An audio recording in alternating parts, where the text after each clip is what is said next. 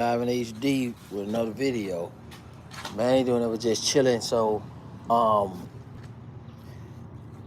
I want to talk about this Shedeur Stevenson situation with the NFL draft. I'm not gonna take all day talking about it. As you see, the title is Shedeur.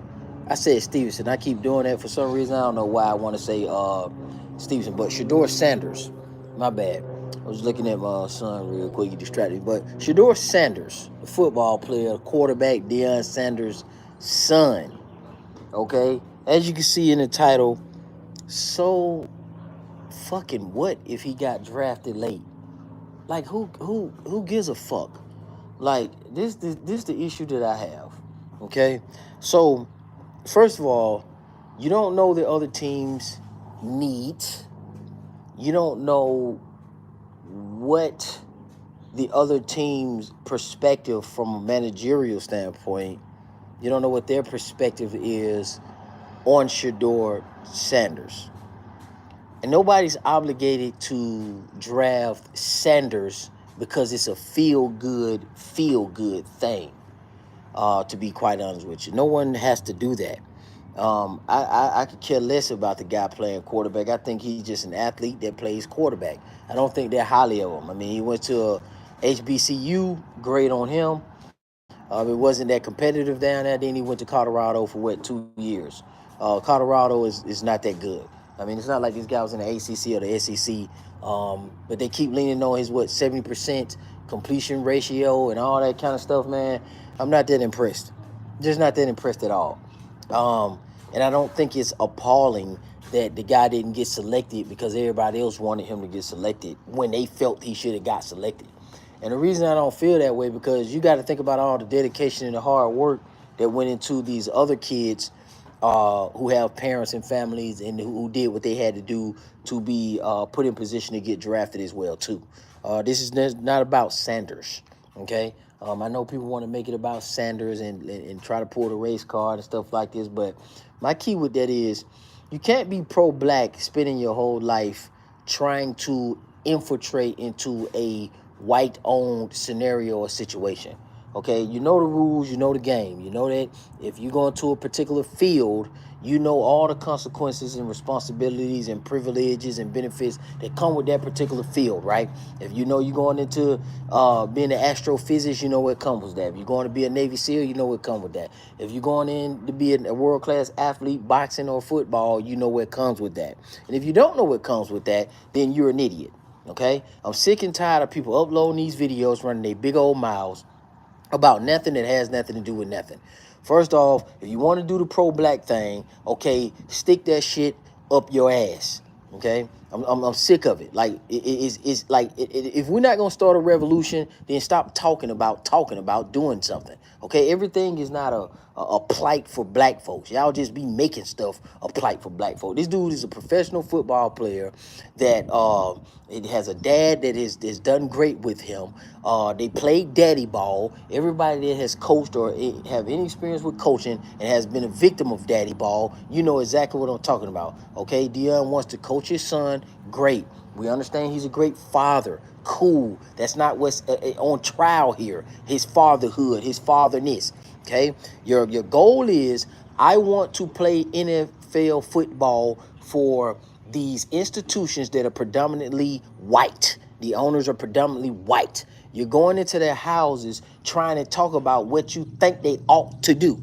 Okay, that's cool. That's fine. I don't have a problem with that. But don't have a problem with it when you don't understand the field that you're entering. Okay? If there's a situation where it's predominantly Asian, predominantly women, predominantly black, predominantly Latino, then you understand that that comes with the consequences. There are going to be people who just favor people that look like them, and everything that you have to overcome is not because you don't look like those particular people.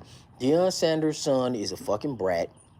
No one was trying to humble him. He's just not that charismatic, and he's not the type of guy that you want leading your team. He's an athletic quarterback. He's an athlete first. This playing quarterback. There's a difference between being a quarterback or a running back or a receiver, and then there's a difference between being an athlete that's playing quarterback, running back, or receiver. Okay? We got this new shit, this new hybrid type of sports finagling and we just rearranging what things ought to be. It's getting these kids hurt and it's getting these kids disappointed. And then we keep making these cases out of nothing that ain't a case. Let's go back to the old school way where you let your nuts hang. Okay, and you just straight up did what you had to do to work hard and put in your work and guarantee yourself a position in said field of study or said institution. Okay, Sanders is not a solid quarterback. He's an athlete that may or may not blossom.